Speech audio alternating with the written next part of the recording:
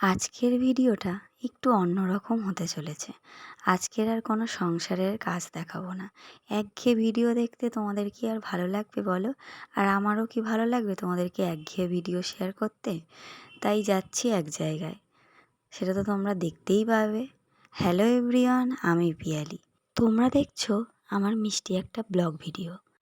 তোমরা যারা আমার পরিবারে যুক্ত আছো তারা পুরো ভিডিওটা দেখো আর লাইক কমেন্ট শেয়ার করতে ভুলো না। আর যারা আমার নতুন বন্ধু আমার ভিডিও দেখছো ফার্স্ট টাইম, সাবস্ক্রাইব করোনি, প্লিজ সাবস্ক্রাইব করে পাশে থেকো। সন্ধেবেলা আমি রাই আর রায়ের বাবা রেডি হয়ে বেরিয়ে পড়েছি। তো 208-এরও বাস স্ট্যান্ডের ওখানে একটা কেকের দোকান ছিল, ওখান থেকে একটা কেক নিলাম।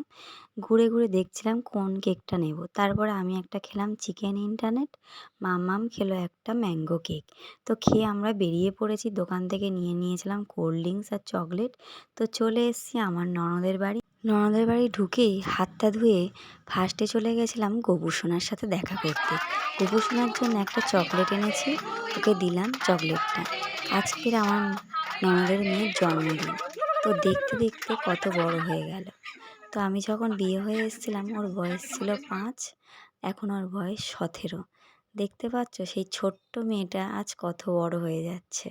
2 দিন পরে আমাদেরকে ছেড়ে চলে যাবে অন্য কারোর বাড়িতে, যেরকম আমরাও এসেছি সেরকম।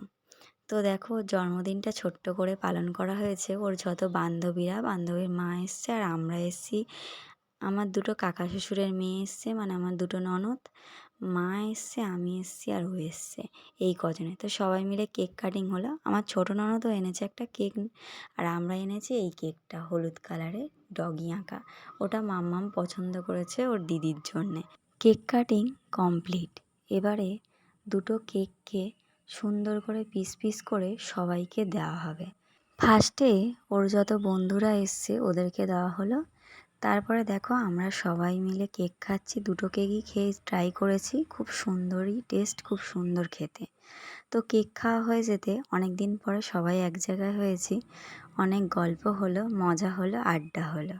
তারপরে 10টা বাজতে ওর যে কটা বান্ধবী এসছে আর তার মারা এসছে, তো তাদেরকে খেতে দিয়ে দেবো। আমার ছোট ননদ থালায় বেড়ে দিচ্ছে, আমি এদিকে স্যালাডগুলো নিয়ে থালায় সাজিয়ে দিচ্ছি।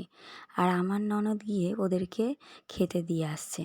তো মেনুতে ছিল fried rice, chilli chicken, salad আর পায়েস, মিষ্টি। তো ওদের খেতে দিয়ে আমরাও খেতে বসে গেছি, যেহেতু রাত হয়ে গেছে বাড়ি আসতে হবে। তো আমি তো যেহেতু ঘি খাই না, আমার জন্য আলাদা করে ফ্রাইড রাইস তুলে রেখে দিয়েছিল। এত গরম পড়েছিল তো আমি চুলটাকে তুলে ওপরে বেঁধে নিয়েছিলাম। তারপরে খেয়ে দিয়ে আর বসিনি, সাথে সাথে বেরিয়ে এসেছি। আইসক্রিমটা দিল দিদি হাতে, ওটা নিয়েই মত্তর বেরিয়ে গেছে। তখন বাজে 11টা। তো বাড়িতে এসে আর ভিডিও করিনি। তো এইটুখানি ভিডিও করেছি, তোমাদের কেমন লাগলো জানিও।